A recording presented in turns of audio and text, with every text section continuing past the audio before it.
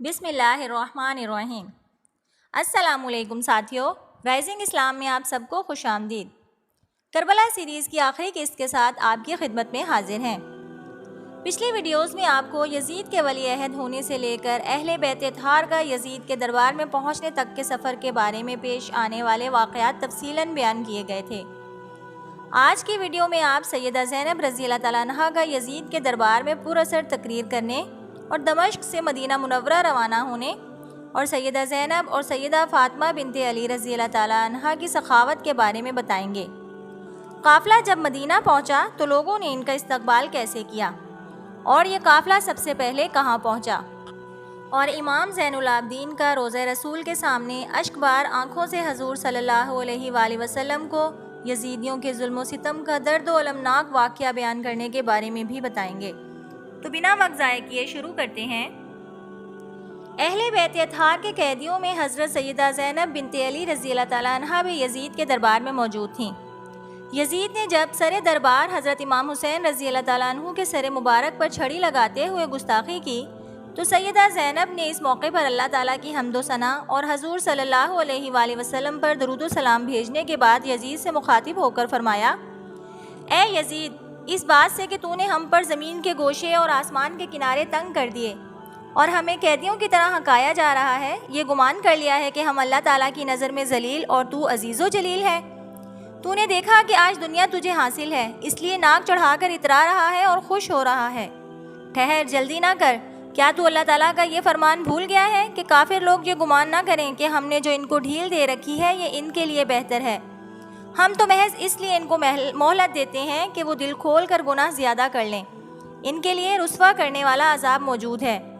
اے یزید، کیا یہ عدل و انصاف ہے کہ تو اپنی آزاد عورتوں اور لونڈیوں کو تو گھر میں پردے کے اندر بٹھائے، لیکن دختران رسول صلی اللہ علیہ وآلہ وسلم کو بے پردہ برہنہ سر بازاروں میں پھرائے؟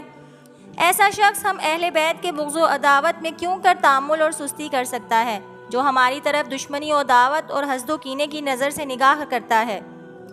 پھر تو گناہ اور امر عظیم نہ سمجھتے ہوئے بلکہ خوش ہو کر کہتا ہے کہ اگر آج تیرے بدر والے مقتول موجود ہوتے تو خوش ہو کر دعا دیتے کہ اے یزید، تیرے ہاتھ شل نہ ہوں۔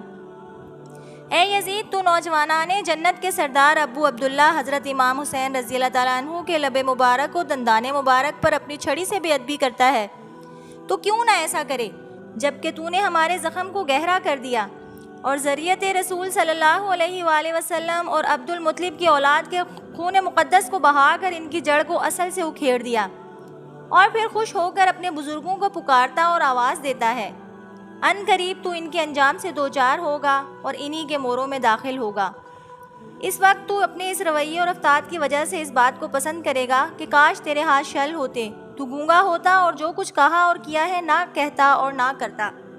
اس کے بعد سیدہ زینب رضی اللہ تعالیٰ عنہا نے بارگاہ الہی میں دعا مانگی: یا اللہ، ہمارا حق حاصل کر اور ہم پر ظلم کرنے والوں سے انتقام لے، اور جن لوگوں نے ہمارا خون بہایا ہے اور ہمارے مددگاروں کو قتل کیا ہے ان پر اپنا قہر و غضب نازل فرما۔ تاریخ کے اوراق میں لکھا ہے کہ سیدہ زینب رضی اللہ تعالیٰ عنہا اور یزید کے مابین جو گفتگو ہوئی اس سے معلوم ہوتا ہے کہ سیدہ زینب کی باتیں نہایت متاثر کن تھیں۔ آپ نے بڑی بہادری اور دلیری سے یزید کے سامنے گفتگو کی، جسے سن کر یزید نے چپ سادھ لی۔ اس کے بعد یزید نے حضرت امام زین العابدین سے کہا کہ خدا ابن زیاد پر لعنت کرے، واللہ اگر میں ہوتا تو حسین کو قتل نہ ہونے دیتا، وہ جو کچھ کہتے میں مان لیتا، خواہ اس میں میرا نقصان ہی ہوتا، مگر اللہ تعالیٰ کو یہ منظور تھا جو تم نے دیکھا۔ بہرحال تمہیں کسی قسم کی ضرورت پیش آئے تو مجھے لکھ دینا۔ پھر یزید نے حضرت نعمان بن بشیر انصاری رضی اللہ تعالیٰ عنہ کو بلوایا اور ان سے کہا کہ اے نعمان، اہل بیت کے قافلے کو بڑے اعزاز و اکرام کے ساتھ مدینہ منورہ پہنچا دو اور قافلے کی جو ضرورت ہو وہ مہیا کرو۔ سفر طے کرنے کے لیے مناسب سواریوں کا اہتمام کرنا تاکہ انہیں راستے میں کوئی تکلیف نہ ہو۔ چنانچہ حضرت نعمان بن بشیر 30 افراد کے حفاظتی دستے کے ہمراہ اہل بیت اطہار کو مدینہ طیبہ پہنچانے کی غرض سے روانہ ہوئے۔ اس سے قبل یزید نے اہل بیت کے قافلے میں شامل خواتین کو محل میں آرام کرنے کی پیشکش کی۔ خواتین کے ساتھ حضرت امام زین العابدین بھی تھے۔ خواتین یزید کے دربار سے نکلیں اور اس کے محل میں داخل ہوئیں۔ آل معاویہ رضی اللہ تعالیٰ عنہ کی ہر خاتون نے روتے ہوئے ان خاتون کا استقبال کیا اور شہدائے کربلا کے غم میں آنسو بہاتے ہوئے افسوس کا اظہار کیا۔ خاص طور پر سیدہ زینب کی اولاد کی شہادت کا دلی صدمہ محسوس کیا۔ اسی طرح آل جعفر کے باقی ماندہ شہداء کا غمناک انداز میں اظہار افسوس کیا۔ حضرت نعمان بن بشیر رضی اللہ تعالیٰ عنہ نے قافلے کو رات کے وقت لے کر روانگی اختیار کی اور ہر طرح سے قافلے کا خیال رکھا۔ جہاں کہیں پڑاؤ کیا جاتا تو نگران اہل قافلہ سے دور ہو جاتے تاکہ یہ آرام کر سکیں، لیکن پہرے میں کوئی کوتاہی نہ برتتے۔ قافلے میں کسی کو کوئی ضرورت پیش آتی تو اسے فوراً پورا کیا جاتا۔ وقفے کے بعد اہل قافلہ سے ان کی ضروریات کے بارے میں پوچھتے، یہاں تک کہ قافلہ پرامن انداز میں سلامتی کے ساتھ مدینہ طیبہ پہنچ گیا۔ مدینہ طیبہ میں واپس آنے والے قافلے کے تمام افراد مصیبت زدہ اور غم میں مبتلا تھے، لیکن سیدہ زینب رضی اللہ تعالیٰ عنہ اس غمناک لمحات میں بھی سخاوت کرنا نہ بھولیں۔ انہوں نے حسب استطاعت فیاضی کا مظاہرہ کیا اور ان کی بہن سیدہ فاطمہ بنت علی رضی اللہ تعالیٰ عنہ نے جود و سخا کے حوالے سے پوری دنیا کی خواتین کے لیے ایک مثال قائم کر دی۔ سیدہ فاطمہ بنت علی نے اپنی بہن سیدہ زینب رضی اللہ تعالیٰ عنہ سے کہا، میری پیاری بہن، اس سفر کے دوران حضرت نعمان بن بشیر نے ہمارے ساتھ حسن سلوک کا مظاہرہ کیا۔ یہ بہت ہی شریف الطبع اور نیک دل انسان معلوم ہوتے ہیں، لہٰذا ان کو کچھ صلہ دیا جائے۔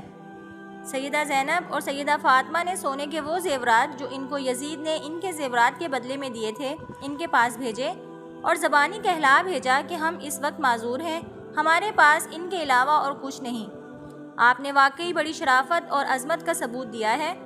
آپ کے حسن سلوک کا شکرانہ اور صلہ صرف یہی کچھ ہے، اس کو قبول کر لیں۔ حضرت نعمان بن بشیر نے زیورات ان کو واپس کر دیے اور کہا، اللہ کی قسم، میں نے یہ سب کچھ کسی دنیاوی لالچ میں نہیں کیا، میں نے تو صرف اللہ تعالیٰ کی رضا کے لیے یہ خدمت انجام دی ہے۔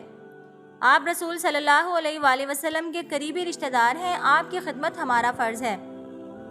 حضرت زینب رضی اللہ تعالیٰ عنہ ان کی باتیں سن کر بہت متاثر ہوئیں اور ان سے فرمایا، جو یہ چاہتا ہے کہ مخلوق خدا اس کی سفارش کرے، اسے چاہیے کہ اللہ تعالیٰ کی دل بھر کر تعریفیں کرے۔ یاد رکھیں، جو اللہ تعالیٰ کی تعریف کرتا ہے اللہ تعالیٰ اسے سنتا ہے۔ ہر نمازی یہ جملہ ہر رکعت میں رکوع سے اٹھتے ہوئے کہتا ہے، سمیع اللہ لمن حمدہ، اللہ نے اس شخص کو سنا جس نے اس کی تعریف کی۔ آپ بھی اگر اس کی حمد و ثنا کریں گے تو وہ اپنی قدرت سے آپ کے لیے آسانیاں پیدا فرمائے گا اور آپ کو یقیناً اس کا قرب حاصل ہوگا۔ اہل بیت اطہار کا یہ لوٹا پوٹا قافلہ جب مدینہ طیبہ میں داخل ہوا تو وہ دن قیامت سے کچھ کم نہ تھا۔ اس قافلے کو دیکھنے کے لیے تمام اہل مدینہ اور بالخصوص ام المومنین ام سلمہ رضی اللہ تعالیٰ عنہ اور امام عالی مقام رضی اللہ تعالیٰ عنہ کے بھائی محمد بن حنفیہ رضی اللہ تعالیٰ عنہ اپنے گھروں سے نکل پڑے۔ حضرت ام لقمان بن عقیل بن ابی طالب رضی اللہ تعالیٰ عنہ اپنے خاندان کی عورتوں کے ساتھ روتی ہوئی نکلیں اور کہتی تھیں، لوگو، کیا جواب دو گے جب رسول اللہ صلی اللہ علیہ وآلہ وسلم تم سے پوچھیں گے کہ تم نے نبی آخر الزمان صلی اللہ علیہ وآلہ وسلم کی آخری امت ہو کر میری اطرت اور میرے اہل بیت کے ساتھ میرے بعد کیا سلوک کیا؟ ان میں سے کچھ قیدی بنائے اور کچھ خاک و خون میں تڑپائے۔ کیا میرے واعظ و نصیحت کی یہی جزا تھی کہ میری قرابت کے ساتھ برائی کرے؟ مدینہ طیبہ میں پہنچ کر حضرت امام زین العابدین نے فرمایا، بابا جان کی وصیت تھی کہ جب کبھی مدینہ طیبہ پہنچو تو سب سے پہلے نانا جان کے روضہ اقدس پر جانا۔ چنانچہ یہ قافلہ سیدھا روضہ رسول صلی اللہ علیہ وآلہ وسلم پر حاضر ہوا۔ حضرت زین العابدین جو ابھی تک خاموش تھے اور صبر و رضا کا پیکر بنے ہوئے تھے، جو ہی ان کی نظر مزار مقدس پر پڑی اور ابھی اتنا ہی کہا تھا کہ نانا جان اپنے نواسے حسین کا سلام قبول کیجئے، کہ وہ بے خود ہو گئے اور وہ اس درد کے ساتھ روئے اور آنکھوں دیکھے حالات بیان کرنے شروع کیے کہ قیامت قائم ہو گئی۔ انہوں نے کہا، نانا جان جسے کندھوں پر بٹھاتے تھے، جسے پھولوں کی طرح سونگھتے تھے، جس کو بوسے دیتے تھے، ظالم یزیدیوں نے اسے تلواروں، نیزوں اور تیروں سے چھلنی کیا، اس کا سر جسم سے جدا کیا۔ نانا جان، آپ کے نام نہاد امتیوں نے آپ کی اولاد کو انتہائی بے کسی کی حالت میں بھوکا پیاسا شہید کیا، ہمارا مال و اسباب سب لوٹ لیا، مجھے بھی قتل کرنے کی کوشش کی تاکہ آپ کی نسل منقطع ہو جائے، میرے ہاتھوں، پیروں اور گردن میں توق ڈالے، شہداء کے سروں کو نیزوں کے اوپر چڑھا کر گلی کوچوں میں پھرایا، ہمیں ابن مرجانہ اور یزید کے سامنے بھرے دربار میں کھڑا کیا، آپ کی آل کی سخت ہتک اور تذلیل کی گئی، ہم بے یار و مددگار شکستہ غمزدہ حالت میں سب کچھ لٹا کر آئے ہیں۔ نانا جان، میری آنکھوں کے سامنے کئی روز کے بھوکے اور پیاسے آپ کے اہل بیت نے جانیں قربان کی۔ ان کے سر میرے سامنے جدا ہوئے اور ان کی لاشوں کو گھوڑوں کی ٹاپوں سے پارا پارا ہوتے دیکھا میں نے، اور سب کچھ دیکھا، کھلی آنکھوں دیکھا، کلیجہ کھان تھام کر دیکھا، وہ دیکھا کہ خدا کسی دشمن کو بھی نہ دکھائے۔ نانا جان، چمن کا چمن اجڑ گیا ہے، دنیا اجڑ گئی ہے، دل اجڑ گیا ہے۔ پیارے نانا جان، یہ آپ کا زین العابدین لٹا پٹا تباہ حال آپ کے سامنے کھڑا ہے۔ دنیا بھیانک اور زندگی بے مزہ نظر آ رہی ہے۔ خدا کے لیے اس مظلوم کی فریاد سنیے، اس کے زخموں پر مرہم لگائیے، آنسو پہنچیے اور مدد فرمائیے۔ امام زین العابدین کی اس فریاد و شیون کو سن کر لوگ دھاڑے مار مار کر رونے لگے، دلوں کے ٹکڑے اڑنے لگے۔ بالآخر آپ نے ان اللہ مع الصابرین پڑھ کر منار صبر کو تھام لیا۔ تو ساتھیوں، آج اس ویڈیو کے ساتھ ہی کربلا سیریز کا اختتام ہوا چاہتا ہے۔ یہ سیریز ہمارے دلوں کے بہت قریب ہے۔ اس سیریز میں آل رسول اور اہل بیت پر ڈھائے جانے والے ظلم و ستم دلوں کو شک کر ڈالتے ہیں، لیکن پھر بھی حضرت حسین رضی اللہ تعالیٰ عنہ کی بہادری اور شجاعت دیکھیے کہ کیسے اسلام کی خاطر ڈٹ کر کھڑے رہے اور اپنے تمام اہل خاندان اور جانثار ساتھیوں کی قربانیاں پیش کیں۔ حضرت حسین رضی اللہ تعالیٰ عنہ کی شجاعت اور بہادری تا قائم دنیا یاد رکھی جائے گی۔ تو دوستو، اس سیریز کے اختتام کے ساتھ ہی آپ سے اجازت چاہتے ہیں۔ نیکسٹ انشاءاللہ یزید اور اس کے ساتھیوں کے عبرتناک انجام کے بارے میں بتائیں گے۔ تو اگر آپ اسلامی واقعات کو تفصیلاً دیکھنا چاہتے ہیں تو ہمارے ساتھ جڑے رہیں، ہمارے چینل رائزنگ اسلام کو سبسکرائب کریں، اور اگر ویڈیو پسند آئی ہو تو اسے لائک کریں اور ساتھ ہی دیے گئے بیل آئیکن کو لازمی پریس کریں تاکہ ہماری نئی آنے والی ویڈیوز سب سے پہلے آپ تک پہنچیں۔ دعاؤں میں یاد رکھیے گا، جلد ہی پھر ملیں گے۔ اللہ حافظ۔